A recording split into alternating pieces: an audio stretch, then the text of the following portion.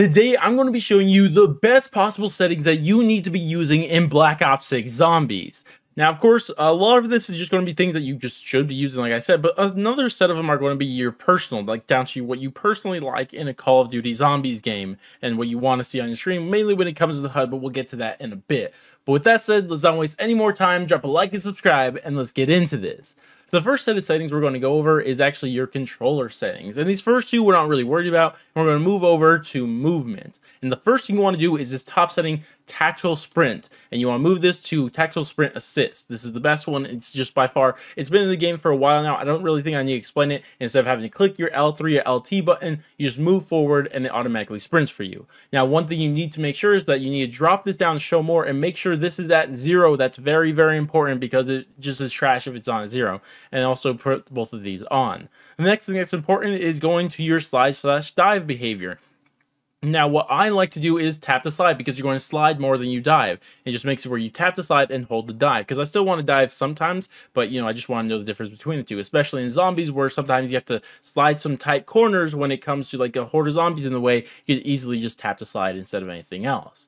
Now, of course, that's it for that one, so we're going to move over to combat. And the first thing we could look at is armor plate behavior, and this is personal preference here. Rather, you could hold your Y triangle button and apply one or apply all. I'm lazy, so I put apply all, even though that kind of ruins me sometimes early game where it like heals like this much of armor, but whatever you want. The next one is actually very important because it's actually hidden in combat advanced settings, which is crazy because it's a very important setting, but it's going to be your interact/reload behavior, and this is going to be changed to rather one of two things. You want to make it rather prioritize interact or prioritize reload, because what both of these settings do is that they make both reloading and interacting tap. You tap your square or X button instead of having to hold either of them, which is very, very convenient. But the thing is, like, sometimes they'll come into conflict. You'll have a spot where you could both interact and reload, and have to decide which one do you prefer to work on or do more, interact or reload. And since I like to do Easter eggs a lot, and I want to just walk up to an Easter egg step and interact with it, I want to make sure I interact with it instead of starting reloading. So I put prioritize interact, but you could choose prioritize reload if you want. Now, of course, that's going to be it for the controller settings, and we're going to move over to our graphic settings. Nothing in display, but we're going to have first our quality. And personally, I think you should turn off world motion blur, weapon motion blur, and fill the depth, because they just make the game blurry, and I think it makes the game look ugly, and sometimes it gets me a little nauseous looking at it. So turn those off, and the rest, do the whatever. So next we'll have our view, and the main thing that we want to change here is going to be our FOV, and this is down to personal taste, but in zombies, I pump this all the way up to 120 just so I could see more. I mean, just look in the background, like default is 90, that's how it's going to look, and then you just zoom all the way out. It just lets you see way more. Obviously things are smaller, so it's a little harder to aim when it's at max, but like it's zombies, how hard is it to really aim?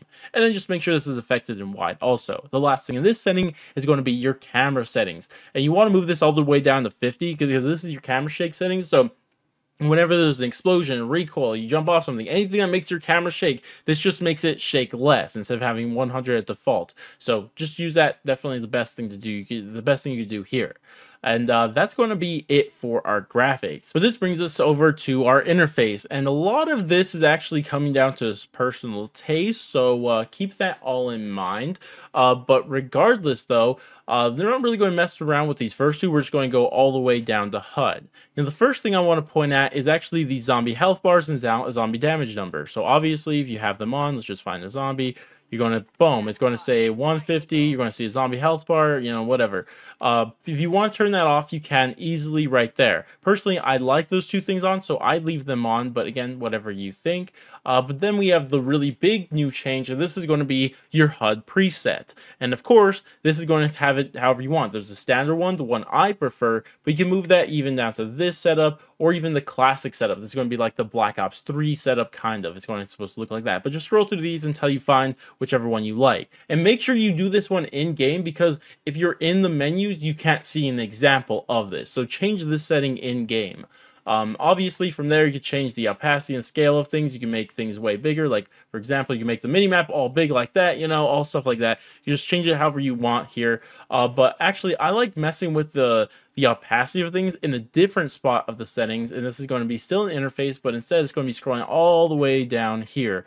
And this is going to change the, just the opacity of things. So you could turn it all the way off, it'll make it invisible. For example, I don't like the mini map, so let's turn that all the way off. Now we have the map, no mini map. It's great, I love it. Another thing I don't like is when I shoot a zombie and it says 150 or 115 and a zombie critical kill, because that just looks ugly in my opinion. So what I could easily do, go over to interface and turn those off. And now that I turned them off, which I don't know which one it is between these three, so I just turned all three off. But now when I shoot a zombie, look what happens. Nothing. It's beautiful. Sure, you can't see how many points you got for that kill, which is unfortunate, but that's a trade-off I'm willing to take. I wish it was just in the bottom left corner like it was in the OG days, but it is what it is. Now, one last small thing I'll mention is that since I actually turn off the mini-map in Zombies, but I still want to know the location where I'm at, I actually turn on the compass. As you guys see at the top of the screen, it says Security Overlook, just so I can know where I'm at in the map, and that's mainly for making tutorials and knowing where locations are. I do that a lot, and especially if you're following a tutorial on the internet, you kind of want to know where that is. So what I do is just I turn the compass to horizontal. That's all I do to turn that on. But regardless, that's it for the settings themselves. But one very important thing that I highly recommend you guys do is take advantage of these quick settings. This is a setting thing that you could make of your own, mainly for things like the interface, because even though I don't like the minimap for for zombies, it's actually really important for multiplayer. So what I do is just I go over it and press triangle or Y, whatever it is on your controller, just press that. And instead of having to go all the way through all that, you could easily add it to quick settings. And now look at it. It's over right here. So you just turn that easily back on.